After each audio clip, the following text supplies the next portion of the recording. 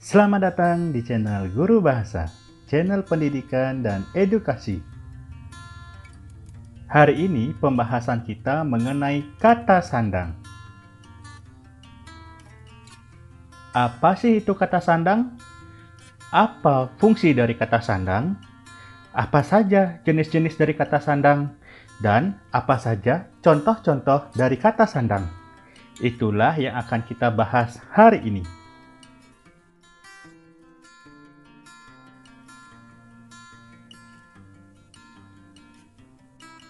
Nah, kata sandang adalah sejenis kata penentu atau pembatas yang letaknya di depan kata benda atau kata sifat. Kata sandang tidak mempunyai makna tersendiri. Makna atau arti kata sandang bergabung dengan kata yang berada di belakangnya.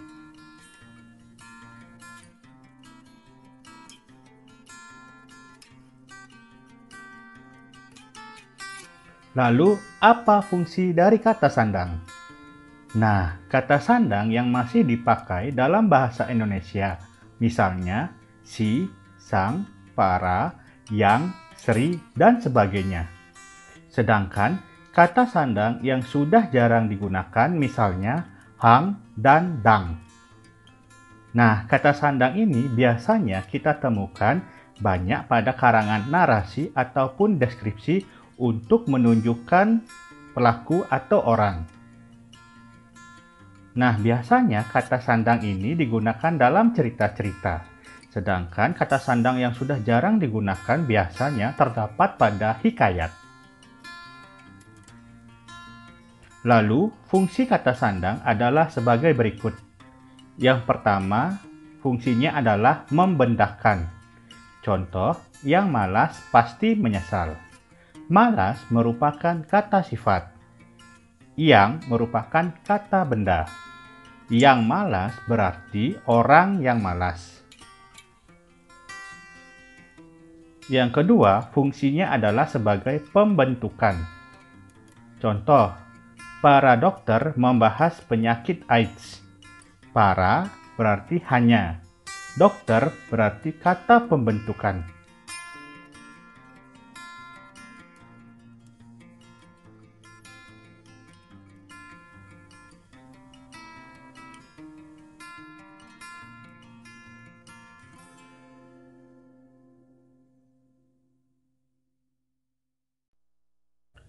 Selanjutnya, kita akan melihat jenis-jenis kata sandang. Nah, jenis kata sandang ada 3. Yang pertama, kata sandang menyatakan jumlah tunggal. Yang kedua, kata sandang menyatakan makna netral. Dan yang ketiga, kata sandang menyatakan makna jamak atau kelompok.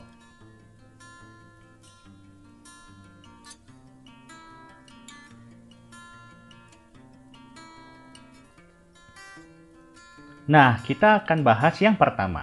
Kata sandang menyatakan jumlah tunggal.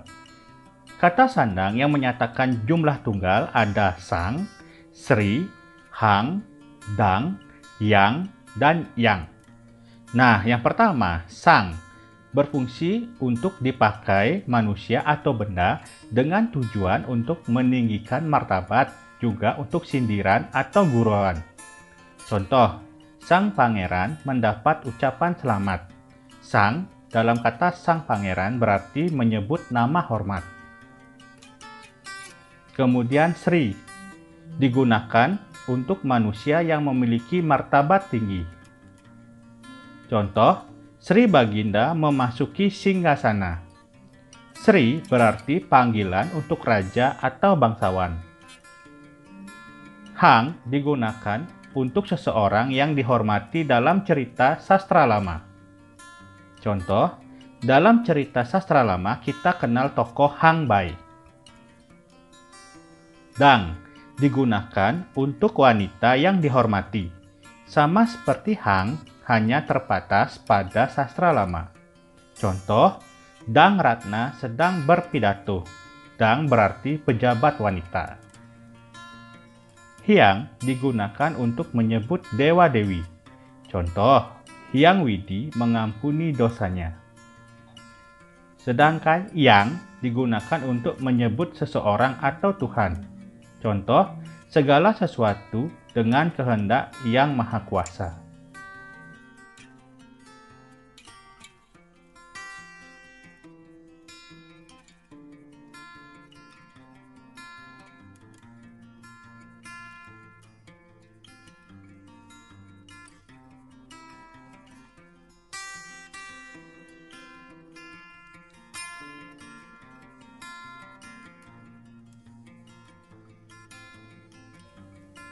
Selanjutnya, kata sandang yang menyatakan makna netral. Ada dua, yaitu si dan yang.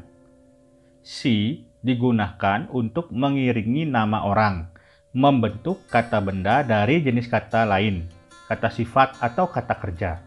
Contoh, si kelinci belum makan hari ini.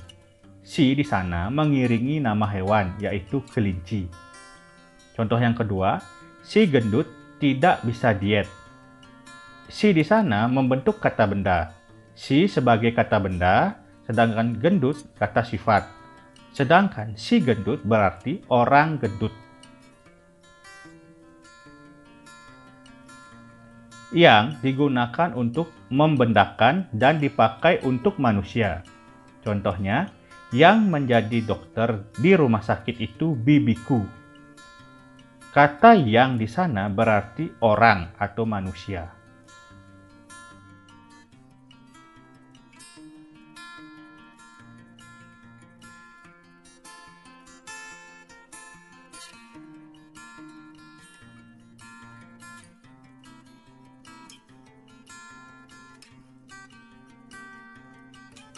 Berikutnya adalah kata sandang yang menyatakan makna jamak.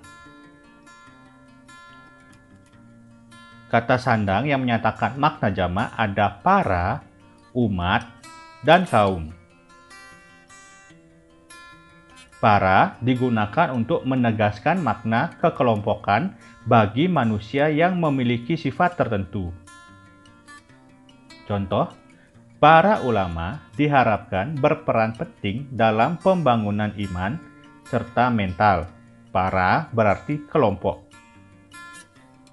Oleh sebab itu, karena para sudah bermakna jamak, ketika digunakan untuk mengulang kata, maka akan menjadi makna jamak yang ganda.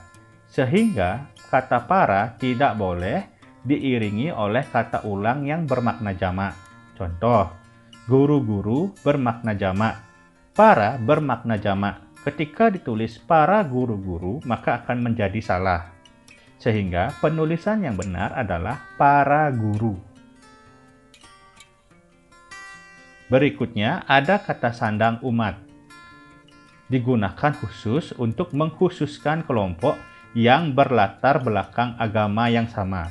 Contoh, umat Nasrani sedang merayakan hari Natal.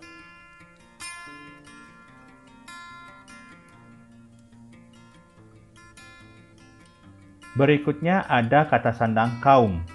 Digunakan untuk mengkhususkan kelompok yang berideologi sama atau bergolongan sama.